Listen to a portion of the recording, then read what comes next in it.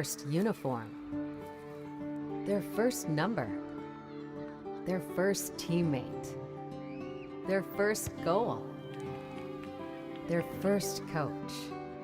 We take great care in making sure their first isn't their last. We're so much more than a soccer class.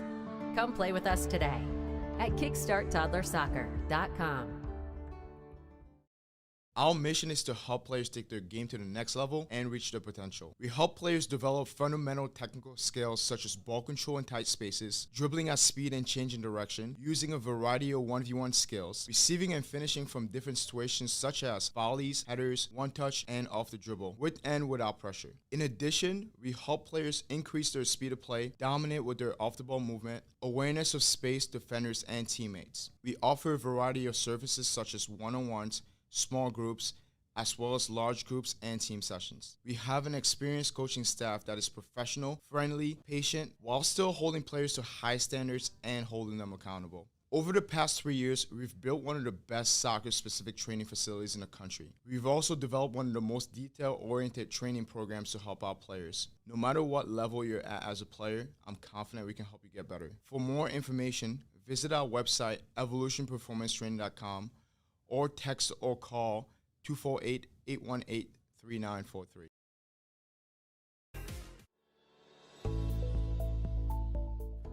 Granite City Food and Brewery has 2 Michigan locations in Troy and Northville. Serves made-from-scratch food, brews in-house beer, and even has brunch every Sunday from 9 a.m. to 2 p.m. To learn more about their daily specials or to book a private party, visit gcfb.com. Make sure you head over to Granite City in Northville at the corner of 7 Mile and Haggerty, or the Troy location at 16 Mile and I-75.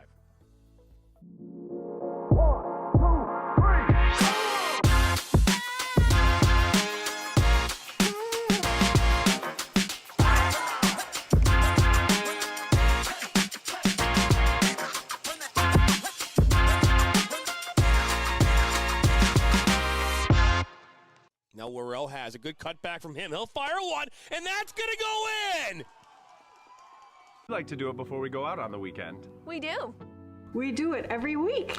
Whether we need to or not. We did it today. It was really dirty. My parents do it every day. Hey, kiddo! Do it every day with the Unlimited Club only at Jack's Car Wash. Protect your car from the hot summer sun, dust, dirt, and contaminants all summer long with the Jack's Unlimited Club. Join today, starting at just $24.99 a month. Are you looking to grow here in 2023? Let the Michigan Soccer Network help you and your restaurant fill more seats. Help you and your law firm get new clients. Help you and your dental practice find more patients. Find more roofing customers for this upcoming summer. And to help you and your medical practice find new patients. To learn more or get started, visit MichiganSoccerNetwork.com.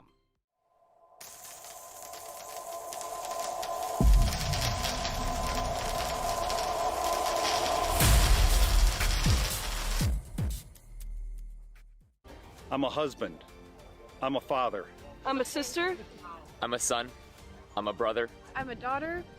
I'm a sister. I'm a referee. I'm a referee. I am a referee. I'm a referee.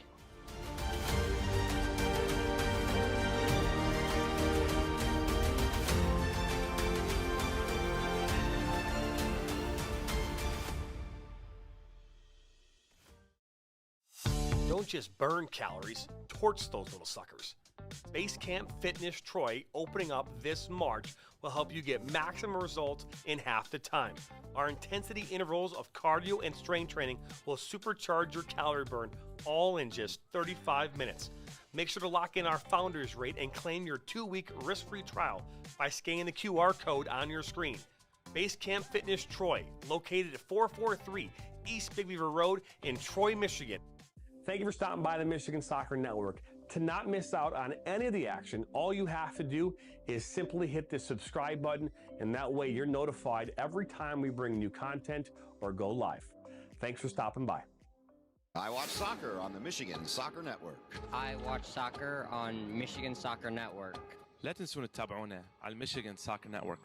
I watch soccer on Michigan Soccer Network. I like to watch soccer on Michigan Soccer Network. I watch soccer on Michigan Soccer Network. Me gusta mirar fútbol en Michigan Soccer Network. I watch soccer on Michigan Soccer Network. I love watching soccer on the Michigan Soccer Network.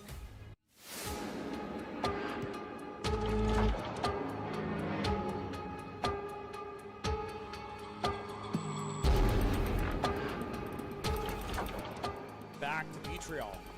He'll take a shot, and he'll bear it! And then he'll fire it from Billows, and it'll go in! Now Worrell has a good cutback from him. He'll fire one, and that's going to go in! Oh, and both goals so far. He'll fire one, and that's a wonderful save, Trinity. That's missed. Oh, it's Stone! And the... He'll fire one now from distance, and that is in! What a strike by Ben Maher!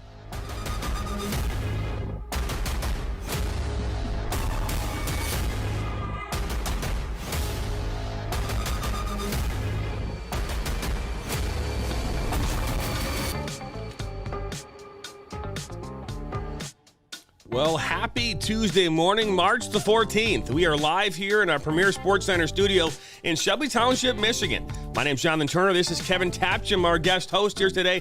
Steve Besk. His iPad might be here, but he is not. Either way, it is Tuesday, the morning overlap here, 10 a.m. every single Tuesday and Thursday live on YouTube, Facebook, Twitter, Twitch, and LinkedIn. So we welcome you here once again. Today's topic is soccer training. How much is too much? And we'll get into that here in just a moment. But for your first time joining us, we are available on all listening platforms later this morning. Wherever you listen to podcasts. Again, you can like, share, subscribe. We do appreciate that as much as possible. And again, you can watch all of our shows live or on demand because they are free. And that's how YouTube works, if you didn't know. So, Kevin, man, welcome here into the first ever time here live on our network as our guest host here on the show. Thank you. I'm really excited. Well, we're excited to have you. And today is an interesting topic. And the reason I thought about this is, okay, so you are a soccer trainer, right? That's what you do. Obviously, you're a player as well. You're a coach. So this is a great topic to have a conversation about because what you specialize in is, in fact, soccer training. Yeah. And I've gotten a chance to look at it from all perspectives as a coach, as a player, as a trainer, and work with over 1,000 kids almost. And you think about that, and for me as a former head coach, the one thing that I knew I was not strong at was the training side of it, right? As a matter of fact, I was watching a video here earlier today. As a friend of mine, Jason Collinsworth, who's out in Buffalo, used to be a coach at Lake Orion, also a head coach at Groves.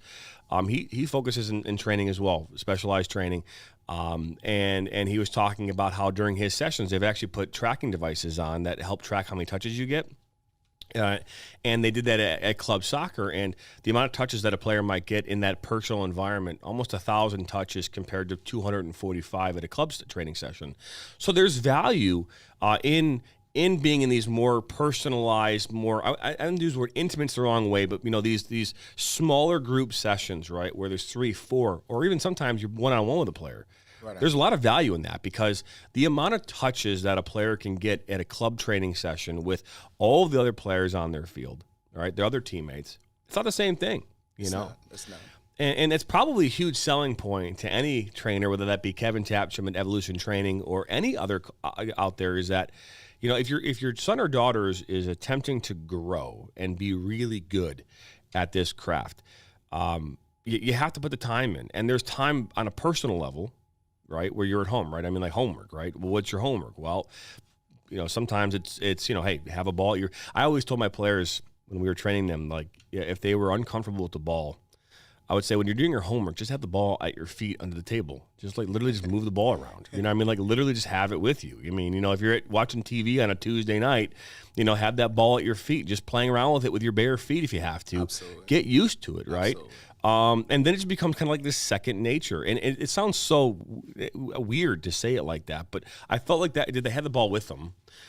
I remember watching a movie It's a football movie, and the name I'm drawing a blank on right now. But there was a scene where the coach is, like, the kid's fumbling in the game and in practice. The coach says, "All right, guys, he's walking around campus with his football in his hands, and your job is to try to get it out of him. And if you get it out of him, then there's a punishment, right?" So he had to walk around campus all the time with a football, and then people would just come by and try and take it away from him, and he'd have to deal with that. And I'm drawing a blank on that dang movie, but I know James Caan was in it.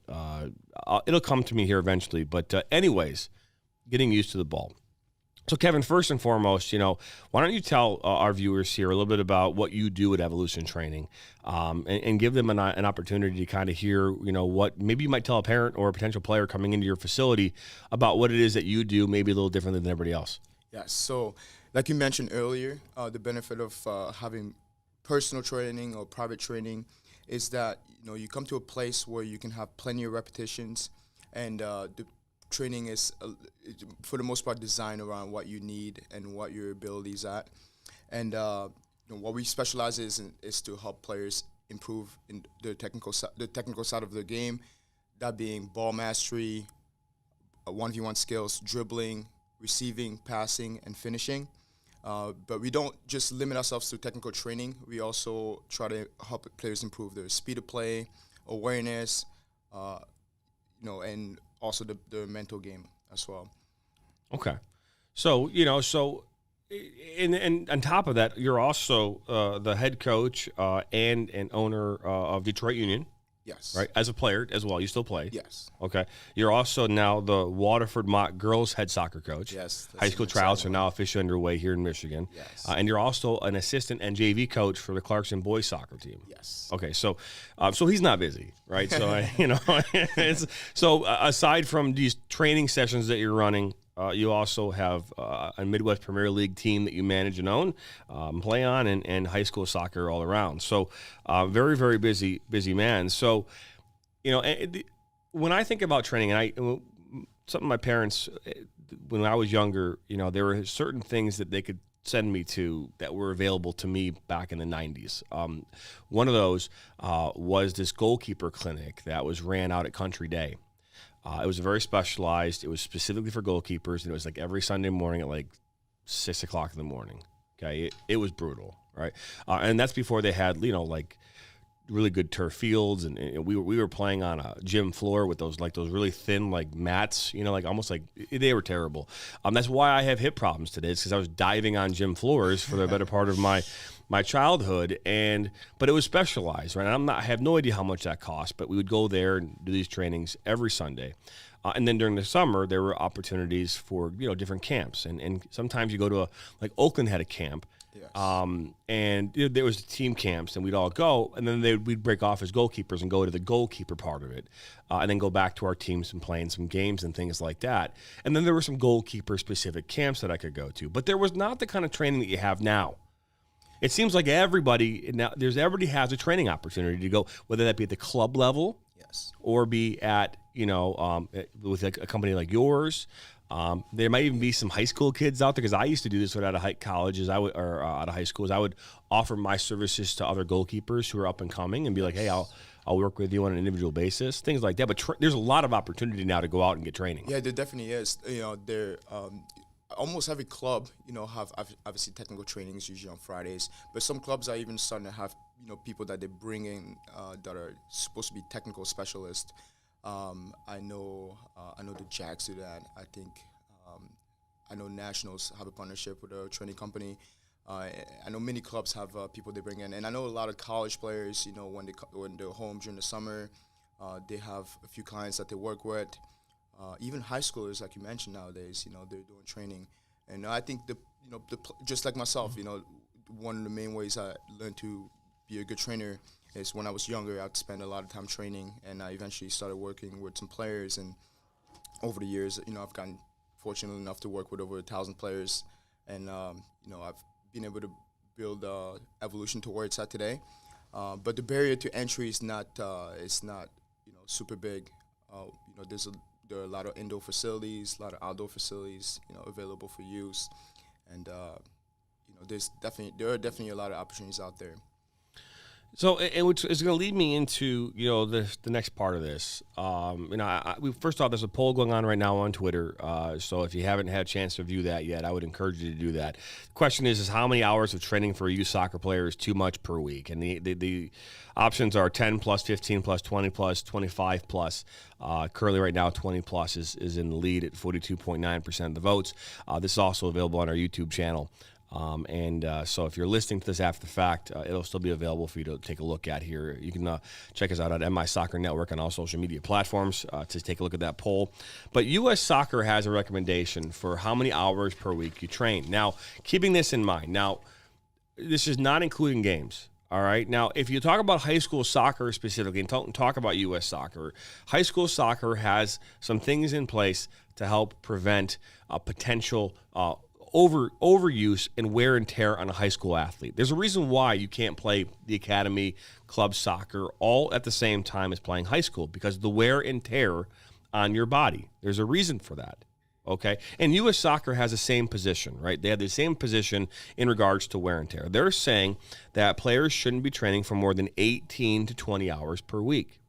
All right. So that's 2 hours a day, 5 days a week. They're saying that you're, actually, no, it's 4 hours a day, 5 days a week, or it's saying the maximum that you should be training. Now, I don't know of any player at this level right now that's training 4 hours in one day, but that's what they're saying as they recommend. That's not including games, right? Now, the typical club soccer team might have a couple games a week.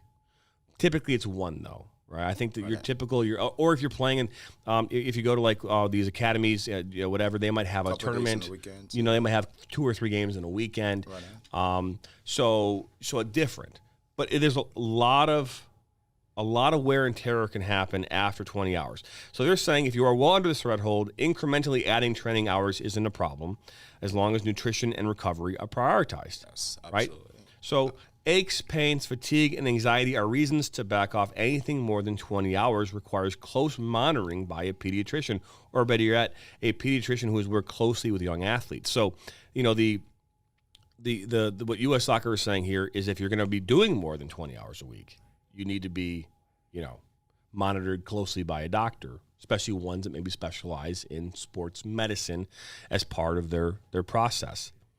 So where do you stand on this as a trainer? I mean, you're obviously high school. If I think of high school specifically right now, right, 2 hours a day, right, 5 days a week right now. You're in this training. I'm assuming 90 minutes maybe, yes. Right?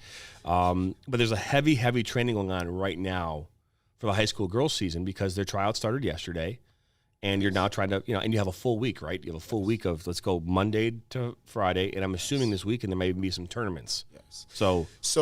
First, I want to double down on one of the first points you made. I think U.S. Soccer, you mentioned that U.S. Soccer recommended to incrementally add to your training if you're going to train more. So I think that's one of the biggest mistakes I see players make is maybe they will go from a long period of being idle or training very little to all of a sudden training 15, 20, 30 hours because they have maybe an opportunity coming up, a camp or a tryout. They'll all of a sudden increase their training volume significantly, and that's where you start seeing a lot of injuries. That's where you start seeing a lot of burnout. So I think one of the main things is to make sure that you're managing how much you're adding every week. So if you haven't been doing much, maybe start having 2 or 3 days where you're training an hour, and then the following week you're bumping that up to an hour and a half or 2 hours. I'm assuming this is in the off season to start. And then eventually maybe building up to training every day over the course of a few weeks.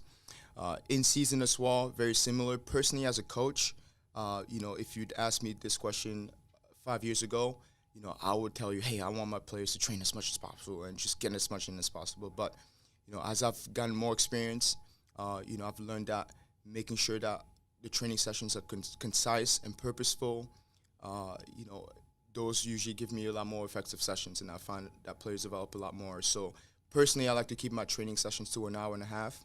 I may add half an hour of film if I'm working with a team, because I find that dragging it out to 2 hours, 2.5 hours, players start to check out. The intensity level is not there. The focus is not there. So for me, ideally, we have 3 90-minute sessions a week. So that's going to be the plan with my high school girls. Now, you touched on the off season here. My girls were also doing some training at Evolution with different coaches during the off season, and they would come a couple times a week. And some of those girls were also playing club soccer. So, they're training 2 times a week with club, and, they're playing a couple games a weekend, and then they're doing a couple of sessions. And what I always told the girls is, listen to your body. How are you feeling? Because you would, just to kind of segue a little bit here, you hear guys like Kobe Bryant, say, hey, I wake up at 3 a.m. and I'll go and train for 2 hours and then come back at 2 hours.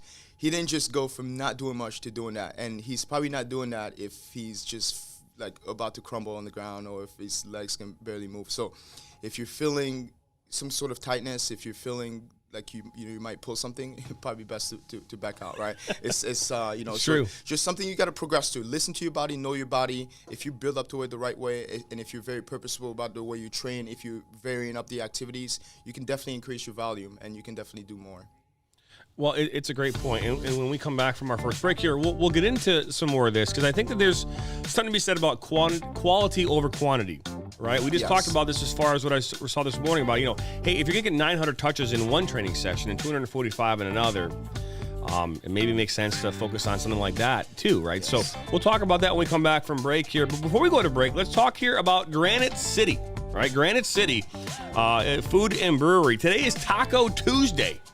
I mentioned it last night on MSN Weekly. $10 taco trio with chips and salsa, $3 margaritas. Whew. I know it's early, but margaritas sound great any time of the day after 11. Right, Kevin? Yes. That sounds amazing.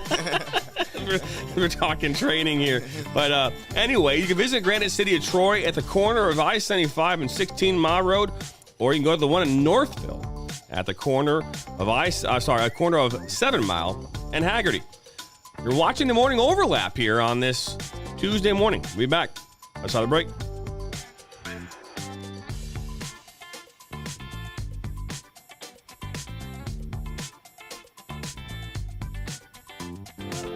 Are you looking to grow here in 2023? Let the Michigan Soccer Network help you and your restaurant fill more seats. Help you and your law firm get new clients. Help you and your dental practice find more patients. Find more roofing customers this upcoming summer. And to help you and your medical practice find new patients. To learn more or get started, visit MichiganSoccerNetwork.com. Don't just burn calories, torch those little suckers. Basecamp Fitness Troy, opening up this March, will help you get maximum results in half the time. Our intensity intervals of cardio and strength training will supercharge your calorie burn, all in just 35 minutes. Make sure to lock in our founders rate and claim your 2-week risk-free trial by scanning the QR code on your screen. Basecamp Fitness Troy, located at 443 East Big Beaver Road in Troy, Michigan.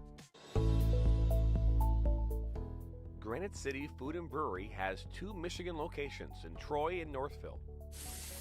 Serves made-from-scratch food, brews in-house beer, and even has brunch every Sunday from 9 a.m. to 2 p.m. To learn more about their daily specials or to book a private party, visit gcfb.com. Make sure you head over to Granite City in Northville at the corner of 7 Mile and Haggerty, or the Troy location at 16 Mile and I-75. Thank you for stopping by the Michigan Soccer Network. To not miss out on any of the action, all you have to do is simply hit the subscribe button, and that way you're notified every time we bring new content or go live. Thanks for stopping by.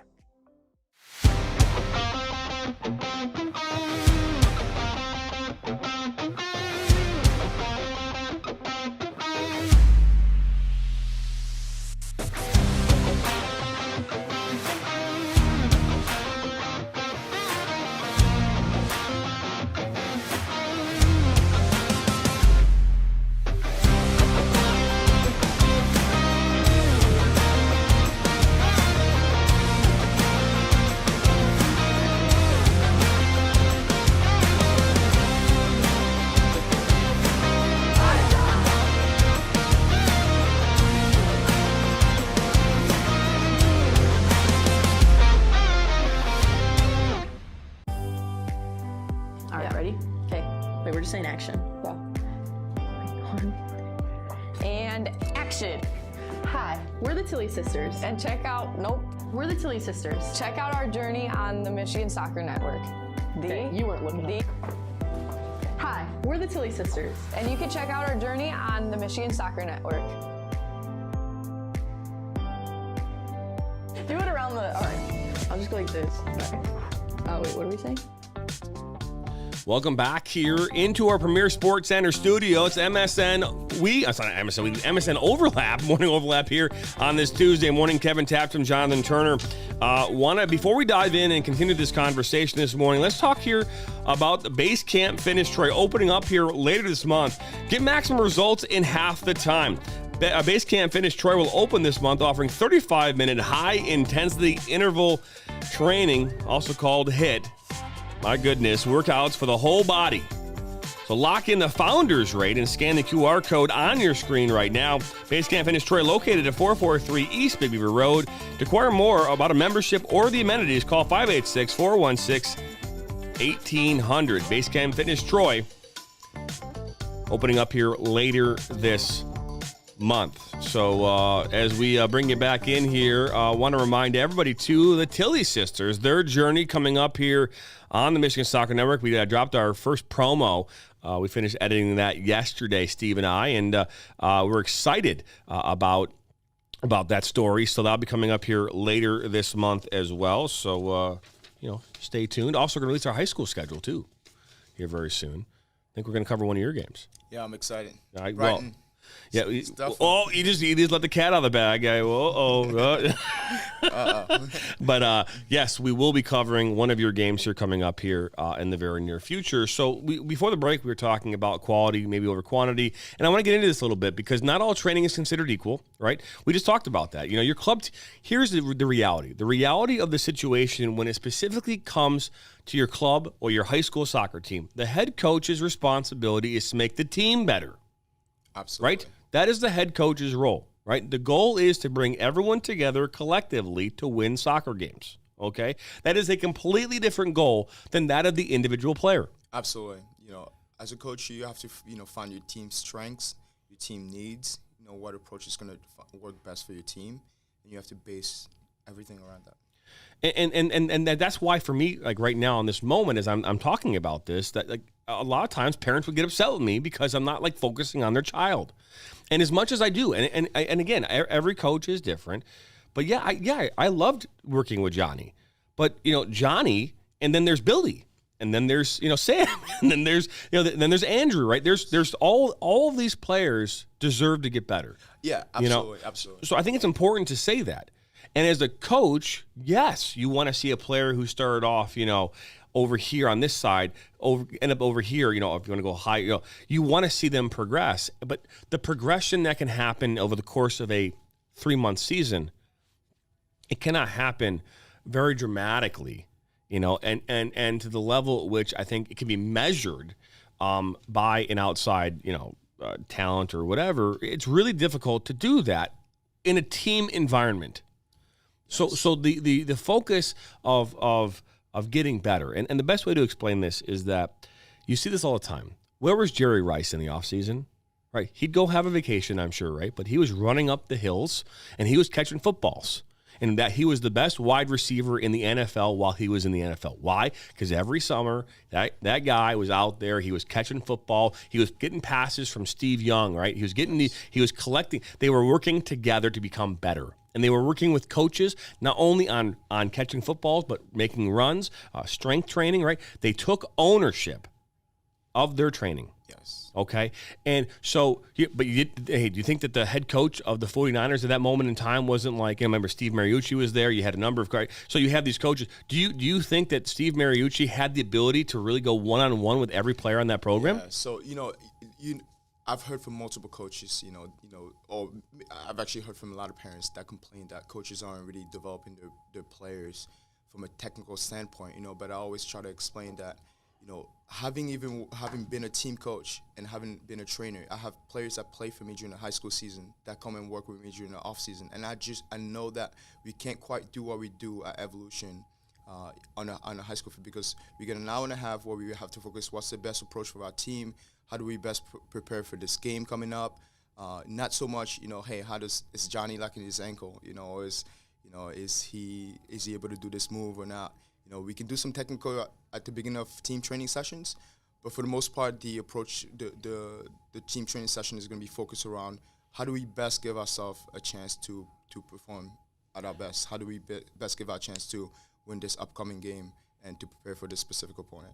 Well, no, and it's spot on. And this is the message for you moms and dads and for you players out there, is that if the goal is to get better in season, it's going to be now. I'm not saying that you can't get better, right? I think you're getting better in a team, formational, tactical, and sometimes technical environment. Okay, it can happen, but if that's the only training that you're doing, then you're not going to achieve your goals. And that's really, really important to say. And this is why I'm saying quality over quantity, right? When you think of the club environment, you think of the high school environment, the college environment, you think of those environments and say, okay, well, what the goal is to win soccer games, that means that any training on that particular day is geared towards a topic that's going to get you there, right? So the best way to explain this, and we'll walk through this a little bit, I think this is important to do this. If you're a coach that views video footage like I used to, right, and I'm sure you did as well, yes, right? So, or still do, is that we would review game film. And based off that game film, we would draw up plans for the next training session to focus on the areas that we were struggling in, right? Compactness, right?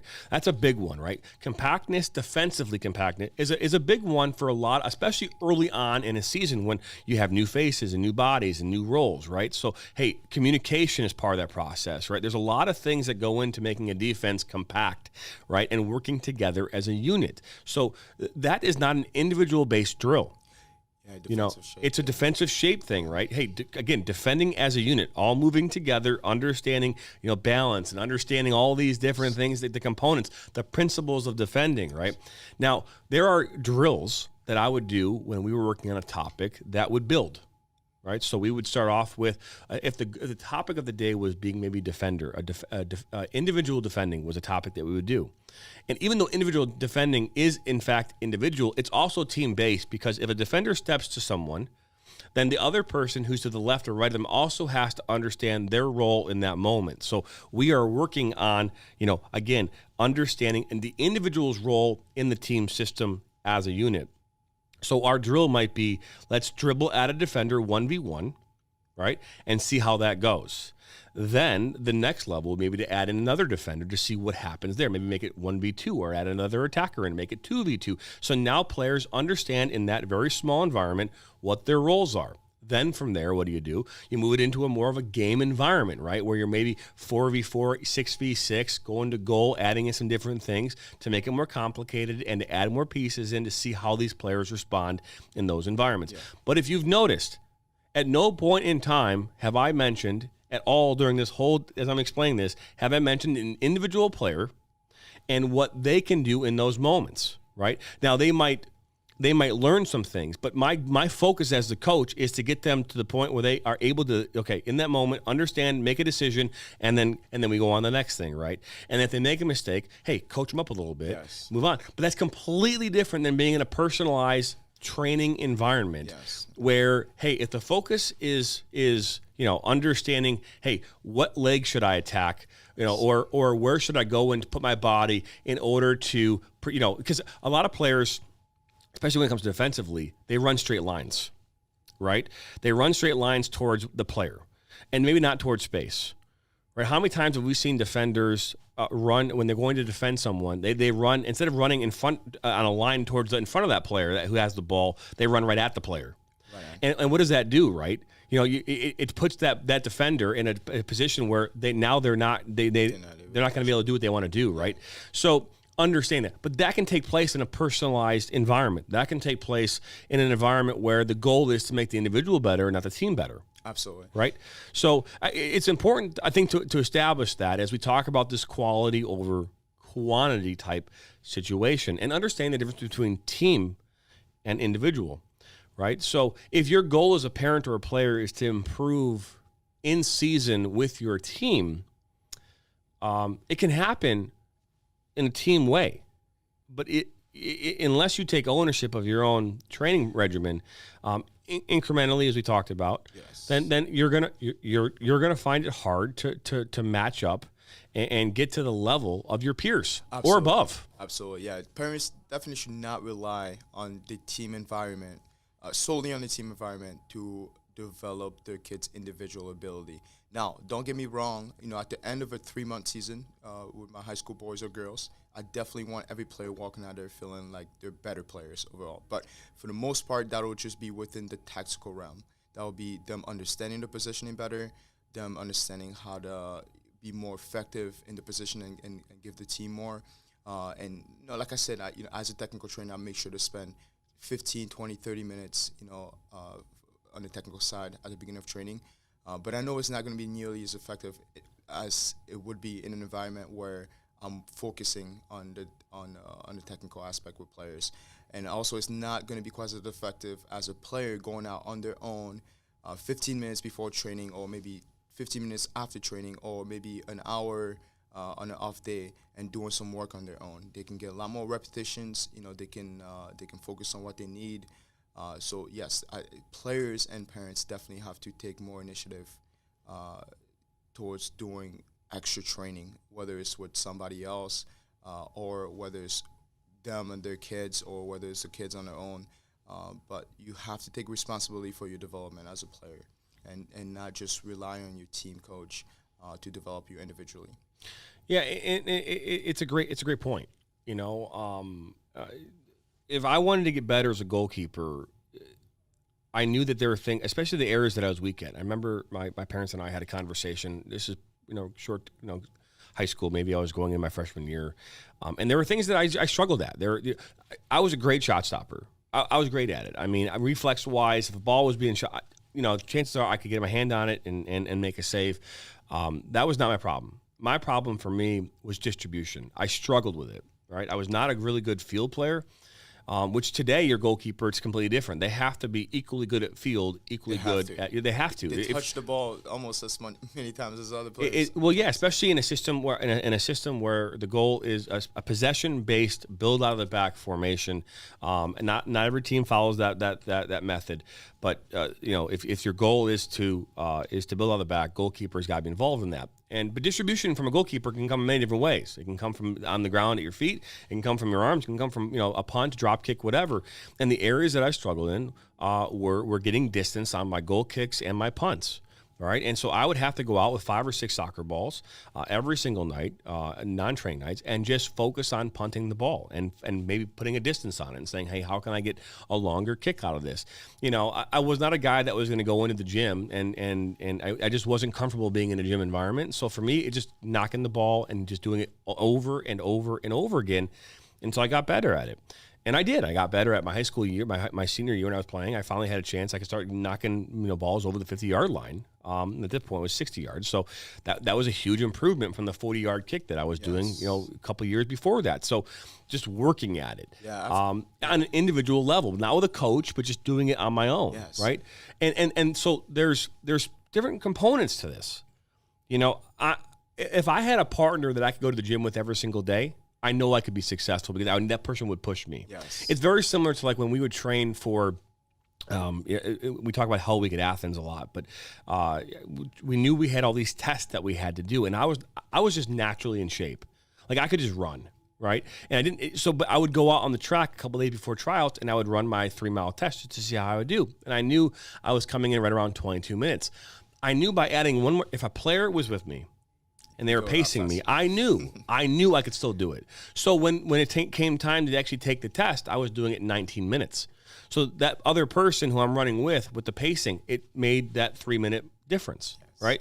So I know that I needed a partner to go with me to do certain things for me to be able to maybe do a better job of being competitive and which is great, and also maybe holding me accountable, right? Because sometimes you have to have an accountability partner. Yes. And I would tell our players, so what we would do in the off season is we would create small groups of four players. And we would say, these are your accountability partners this off season. So if you don't work out together, that's fine. But all of you will hold each other accountable for what you're supposed to do. And we would give them exercises, give them drills to run, and then they would report back to us. and be like, hey, so that way there's people out there kind of holding players accountable. Now, does it always work out? No, it doesn't. But accountability partners.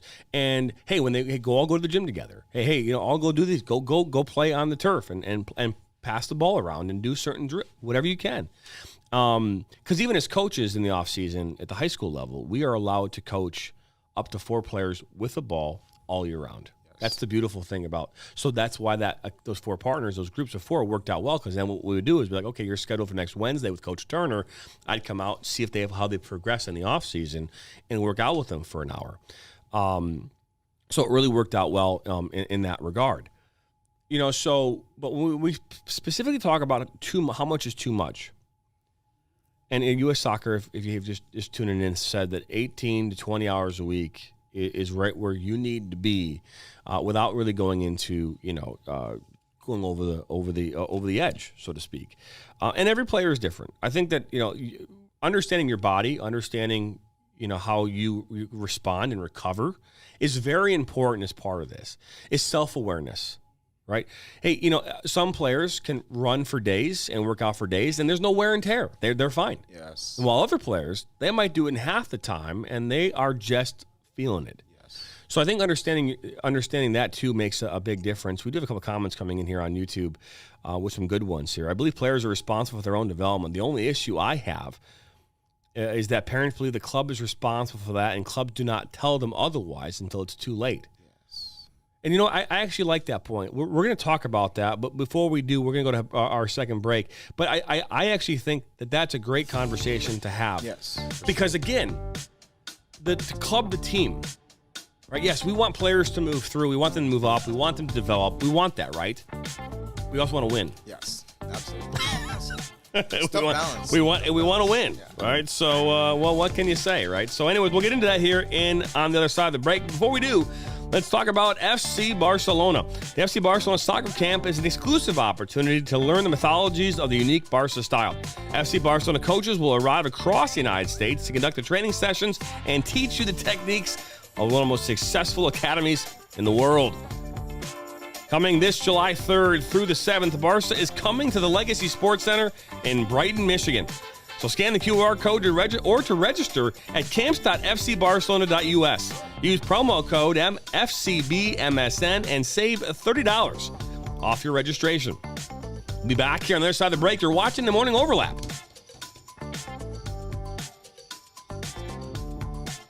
Thank you for stopping by the Michigan Soccer Network. To not miss out on any of the action, all you have to do is simply hit the subscribe button, and that way you're notified every time we bring new content or go live.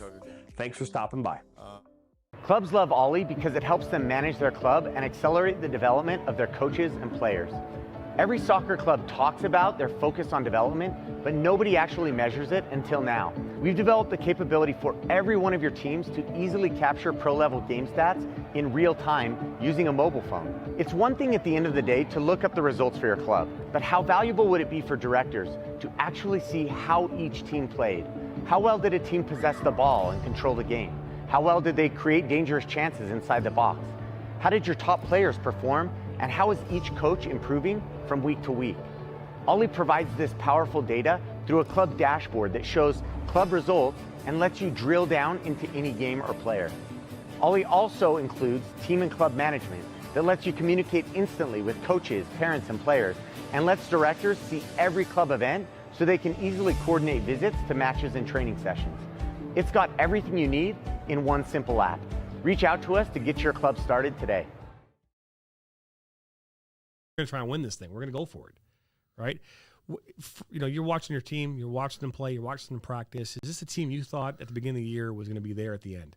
Yes. And honestly, I told my team this, and I told a lot of people this. It wasn't unexpected. I think we have a top program. I was actually pretty disappointed that we hadn't won one up until now.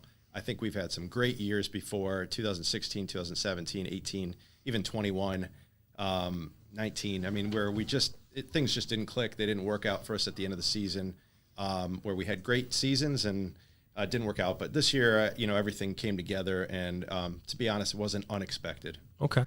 No, and that's good. I mean, like, you know, you think about it. You said there's lots of times you watch, and we had Todd Hugh here a few weeks ago, and there was a year that his team did not make it all the way to a state final, and that was the team that he said was the better team that he thought was going to go.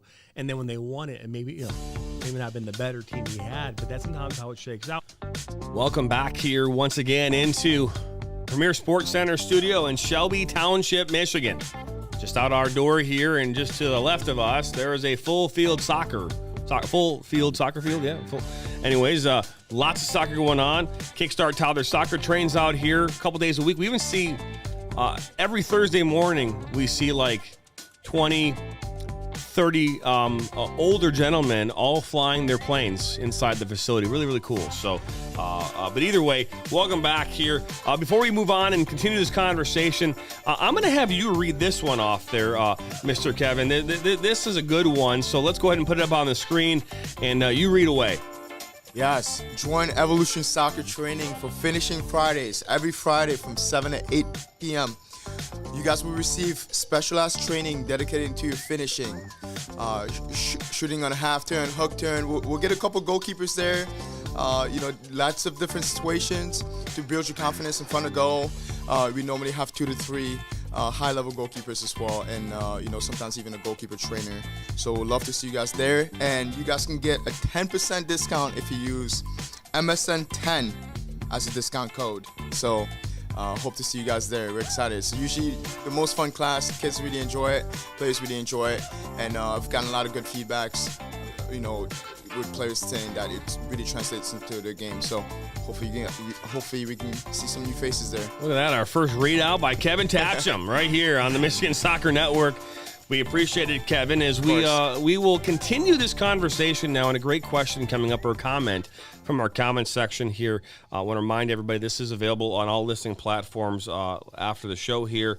But a great comment, and I want to reread it here. I believe players are responsible for their own development.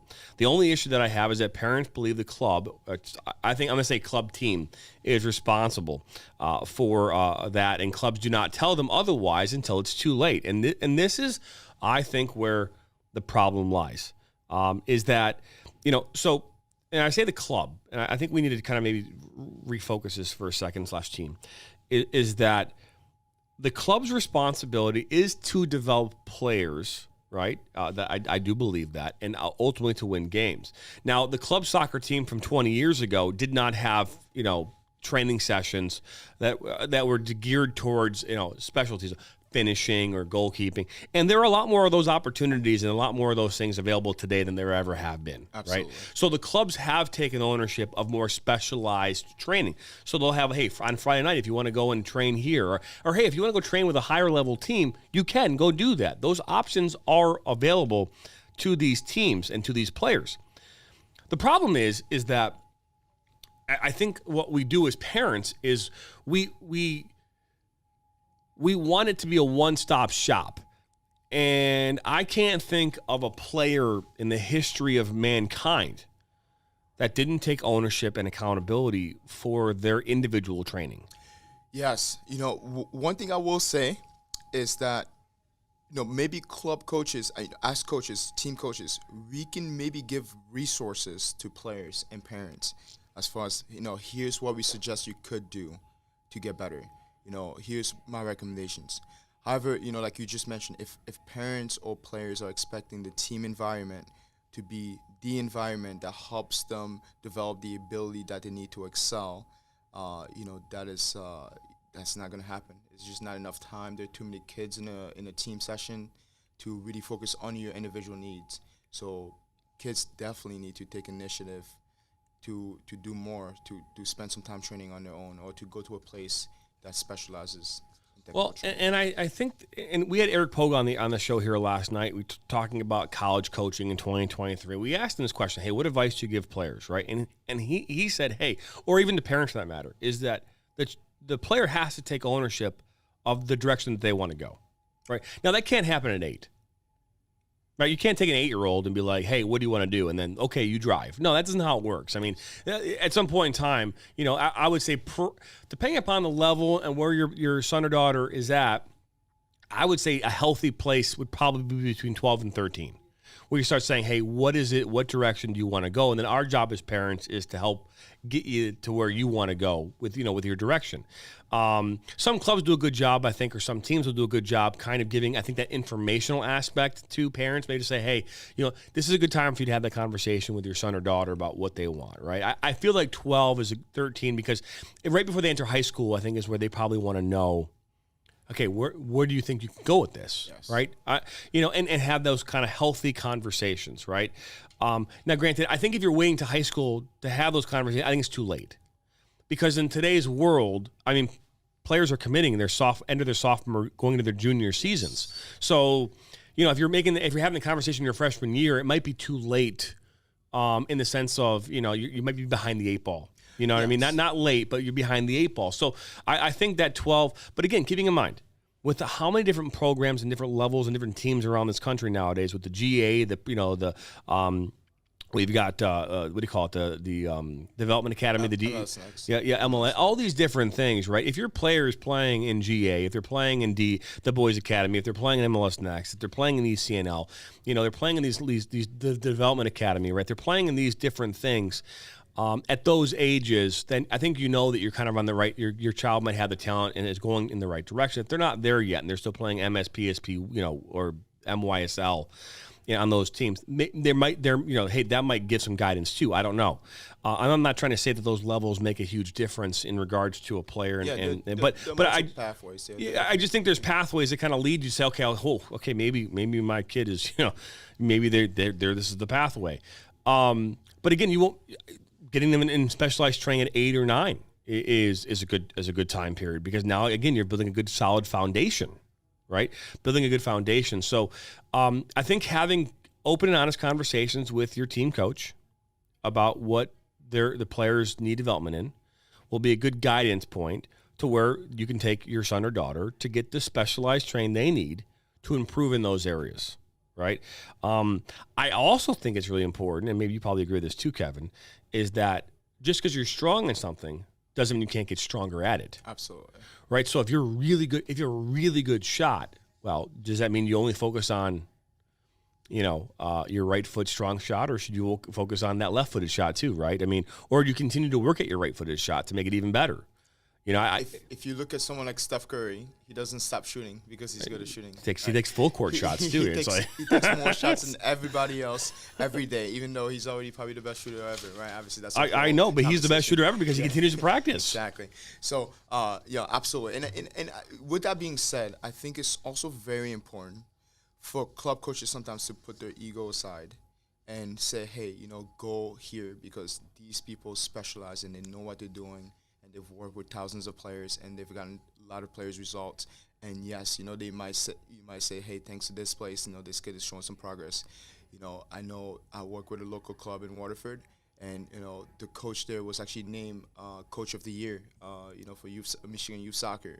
Wow. And he puts his ego aside. He's a very confident coach, but I'm sure he doesn't mind me saying his name. Evan Baker from Waterford Warriors, 2022 MYSA Coach of the Year. He sensed, I think, all 3 of his teams to train with us, because he, just like you said, hey, he wants to focus on the tactical piece of his team development. He knows that we specialize in that. We're pretty good at what we do, and he trusts us with them, And I know some coaches might avoid that because it might be like, hey, I want to take all the credit for kids' development. At the end of the day, as coaches, it's not about credit or no credit. It's about doing what's best for the players and giving the players the best opportunity to develop. So I think that's a big piece too, to look at. And I know sometimes private training might get a bad reputation because, there are definitely a lot of trainers out there that aren't necessarily doing the most effective and most efficient, using the most efficient approaches. But for the most part, if there's a place there that's out there that's better, that specializes in technical training, and you it's going to give your team and your players the best chance to develop, you may want to consider working with them. No, and again, it's another good point. And if I think about it from the standpoint of, again, looking at where my strengths were as a coach, my strengths were built on a couple of things. One is getting players engaged, involved in the process, getting them enthusiastic, building them up, right, and help leading a team that can come together to win games, right? It wasn't always about the technical aspect of the game. It wasn't always about the tactical side of the game. It wasn't always about, it was everything, right? How do I get players excited to play this game together as a group? Yes. Right? How do we lead young men out on the field every single, night that we play soccer games so that they are going out there and giving themselves a fighting chance?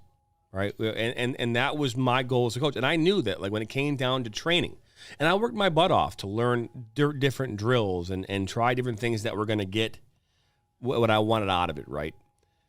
But I knew that and still to this day, like I said, honestly, I was not the best training coach. Like, I knew that when it came to running a training session or a practice, that was an area that I fundamentally struggled with, because I did not. I was a goalkeeper, and during practices at the club, I would literally take penalty shots for 80% of practice up until when it was time for me to start stopping some shots. Yeah. So that's what my training was for the better part of my youth as a goalkeeper, right? So yes, I paid attention to certain training sessions that coaches ran, but I didn't have the aptitude or the memory to remember all those things. So this is me learning now. So I knew sending them to a coach like you, or to the next level trainers out there, or whatever it might be, was the right thing for me as a coach, or have another coach come in and run a training session for me so that they could learn something different, maybe something fresh, and that would help them. I recognize that. And that's not uncommon, actually. You can even look at some college programs, right? Yeah. Where the head coach is more of the manager who kind of strategizes everything. And there's, associate head coach or assistant coach that actually conducts most of the session. Actually, that's very, very common, and it's great that you had that awareness. Well, I knew that this is an area that I would struggle in. So my job was to bring people, players, coaches in that would help. Where I was missing something. And because I knew that I could. There were certain things that I was able to do as a coach. To get players, to hopefully step up and understand that, hey, we can achieve this, right? We need to really believe in ourselves. Right. So I would do that. Now, doesn't mean that we were always successful, right? But when we were playing in the OAA Red, or we were going up against an OAA Red opponent, we were playing in the OAA White. You could tell that going into a game, there was a little bit of like this, like, we can't play with these guys. You know what I mean? It's almost like back in the day, and if you're here in Michigan, you know this, that back in the day, in 20 years ago, 23 years ago, especially when it came to boys soccer, that the Vardar and the Wolves were the clubs. Oh, for sure. Right? We knew that. For sure. So every time you played up against them, it was like, if you were the other team, you'd go in kind of a little deflated. You're like, okay, we always lose to these guys. And there was a game that I played, and I think I was a sophomore in high school, and we tied Vardar. And that was like we're like cheering. It was honestly, it's very reminiscent of like the look the Russians had on their faces when we beat them in the 1980 Olympics. Like, it was like this look, like, why are they cheering? Like, they know they just beat us, but it's like this look of dishevelment, and they're like, I don't know what's going on. And we're all cheering for a tie, because we're playing up against a team that we know is just like loaded with talent. Yeah. And just plays at a high level. I mean, we would oftentimes come away from those games losing 5-6-0, right? Yeah, a lot of people don't know. A lot of parents and kids don't know, but up until maybe 10 years ago, Vardar and Wolves were the two teams. They were. You were on the Hawks on the girls' side. Yeah, on the Hawks on the girls' side. Yeah, if you were a good player, you were probably playing for one of those two teams 10 years ago. You right? were. Now, now there's a lot more competition. You got the Jags, you got Nationals, you got Warriors, you got a lot of really good teams. That are out there. Obviously Vardar, Wolves, Liverpool.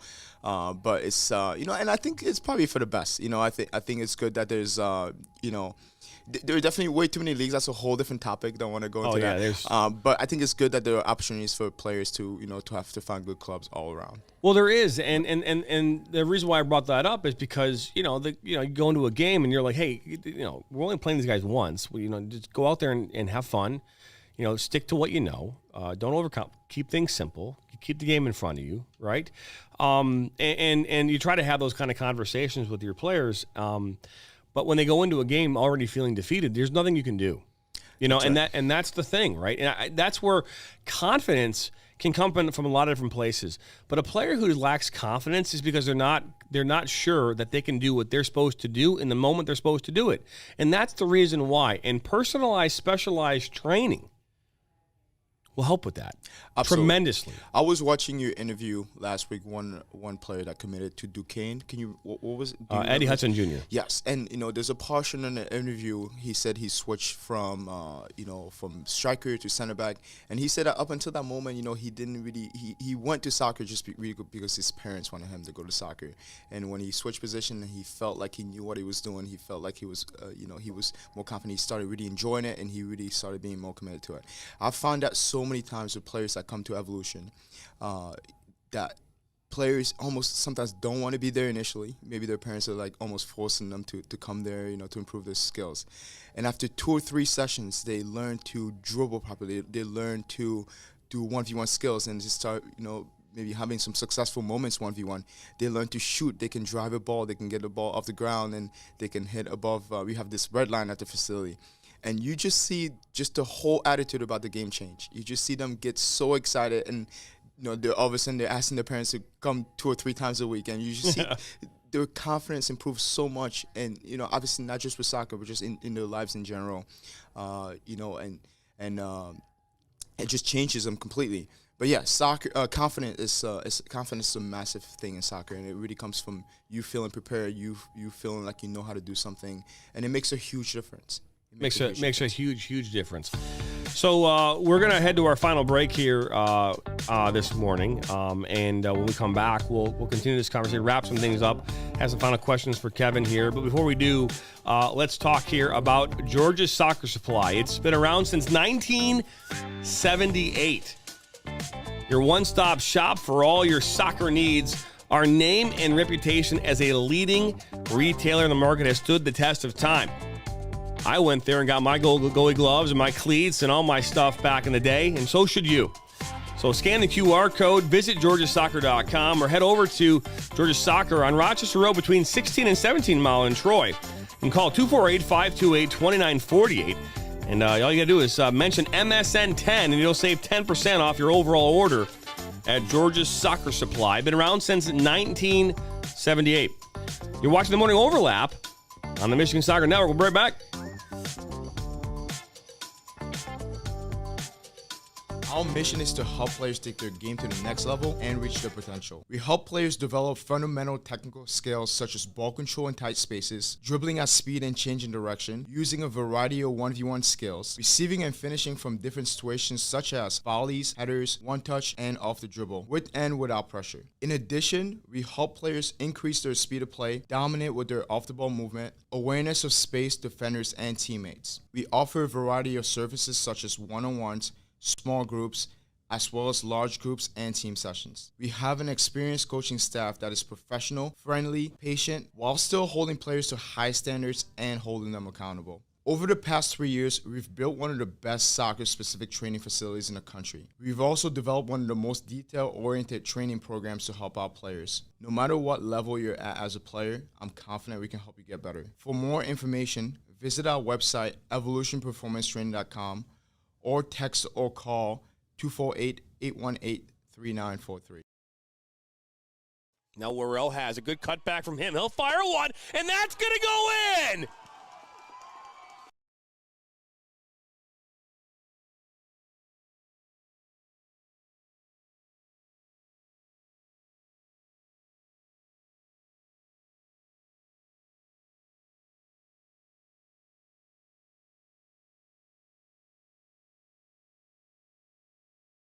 Hey, give me some of it. Okay, all right, I'm going. The Journey, the Tilton Girls, take one.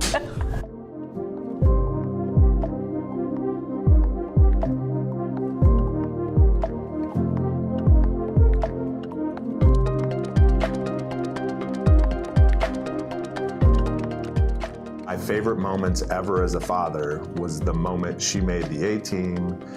They would always push me and my friends as well. Their authenticity and integrity that they were able to do everything with. I still struggle with a little bit, just like the confidence, like knowing that I'm in a different environment. Could not be more proud of you, Justice, and of you, Remini. It's gonna be a roast here. No, it's not a roast. Ocean, and it was hard.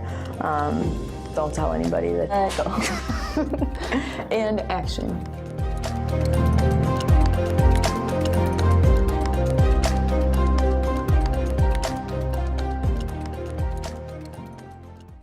I'm a husband.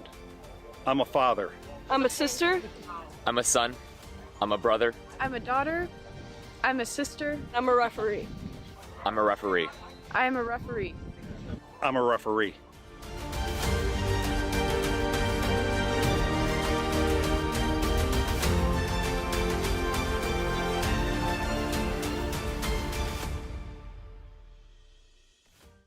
To do it before we go out on the weekend. We do. We do it every week. Whether we need to or not. We did it today. It was really dirty. My parents do it every day.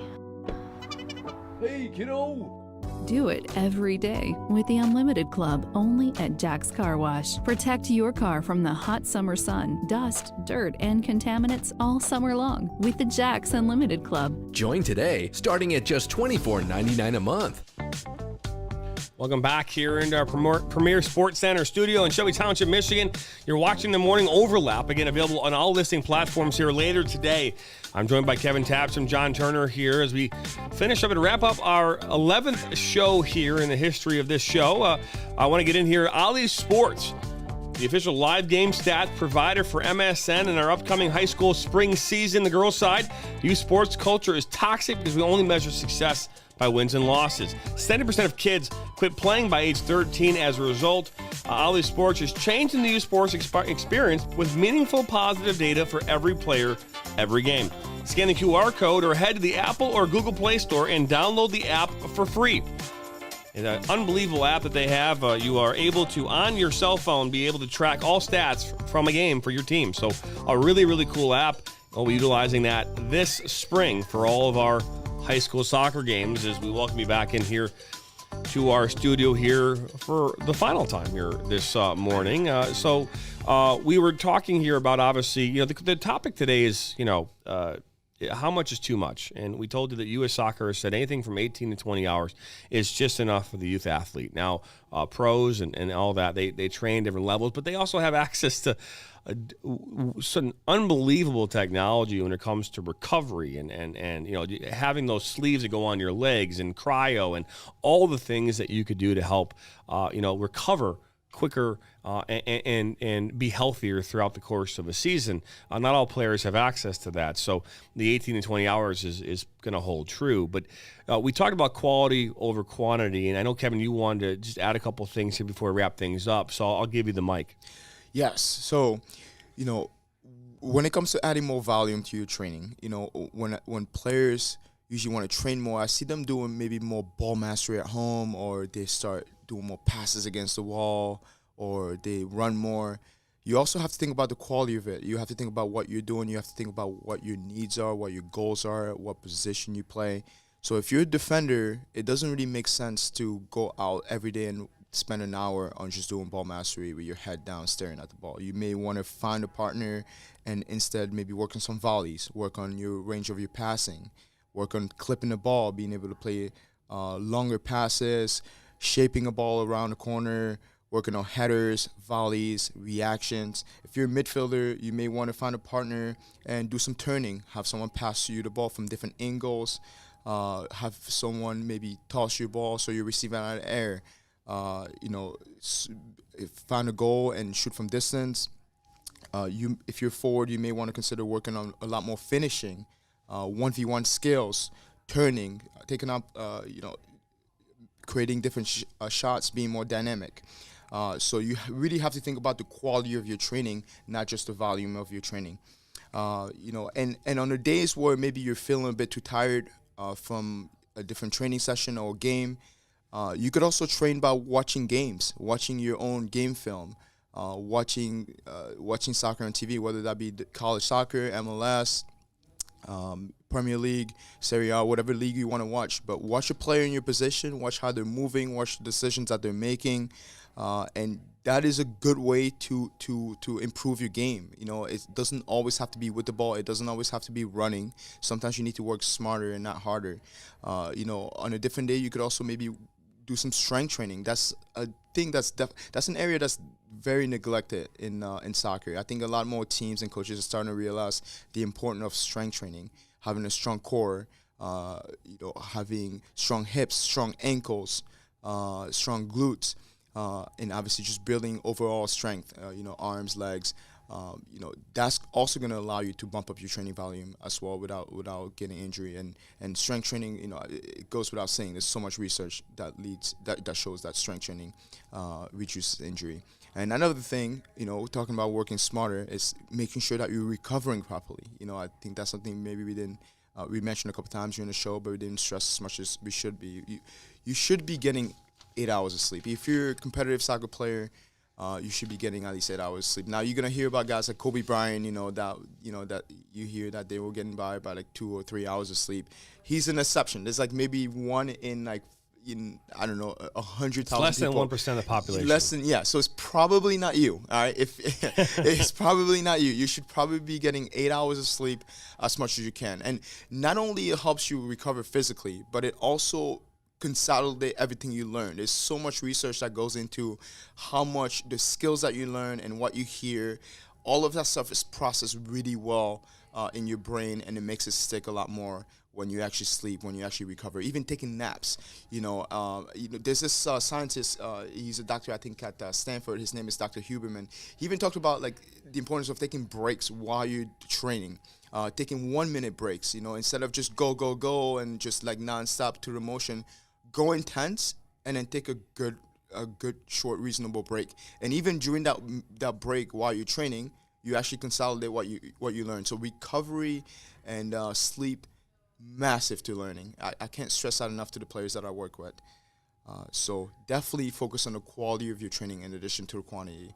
And like I mentioned earlier, if you want to train a lot because you feel like you have an opportunity coming up, or you want to catch up, or you want to make a certain team, make sure that you progressively increase the amount of training that you do. Yes, you can get higher than 20, right? You can get into the 25, 30, but you have to listen to your body, and you have to progressively increase it. You have to make sure that you're eating well, you're getting nutrients in your body to recover, and that you're sleeping well to manage that. Very well said, very well put. So we're wrapping this thing up right now. I want to remind everybody there's a Twitter right now on Twitter at MI Soccer Network. We do have a poll going on. How many hours of training for a youth soccer player is too much per week? Right now, 15 plus at 45% is currently leading the way. And our YouTube channel, the current percentage is 67%, saying 25 plus per week is too many. So, so you're very different points of view here on different places. So take a look at those polls. Will be available here throughout the day today on our network, on YouTube, and on Twitter. So, but that'll do it here for number 111. We call it 111. We always add a 1. So season 1, episode number 11 is officially over. Sweet. I know, right? So Kevin, man, we appreciate you joining us here today. Awesome. It was fun. It was good. It was fun to have you, and we're excited to may have you come back here in the near future. But Kevin Tapson from Evolution Sports Training, right? It's how Evolution. Evolution Soccer Training. I know it's like Evolution Performance Training is the actual website, right? Yes. Yes. But Evolution Soccer Training. But anyway, we're excited and thankful for you to have you here today. Want to remind everybody here on Thursday we'll be back here. Steve will be back in studio. But we're talking about, why are we losing referees? Why are we losing soccer referees? We're going to talk about that. It's a very complex question, and I'm going to have a lot of complex answers, I think. But either way, we appreciate you stopping by. Don't forget, hit that subscribe button. Like us, share us with your friends and your family. We're only getting bigger and better. That's all I can say about that. We're only getting bigger and better, and we appreciate you stopping by nonetheless. Again, like us, share us, and it will be available here on all listening platforms here later this afternoon. Our high school ranking show coming up here, our preseason ranking show coming up here on Sunday night, 8 p.m. live here on the Michigan Soccer Network. And again, if you missed any of our shows, all you got to do is just head over to our YouTube channel. They're on demand. You can watch them anytime, anywhere, whatever your heart desires. So, again, Kevin, Dan, thank you very much for joining us. My name's Jonathan Turner. Steve Best will be back here on Thursday. And if you missed anything, just check us out on our YouTube channel. Morning Overlap is now officially over with. Number 111, we're out. See you next time, Mr. Soccer Network.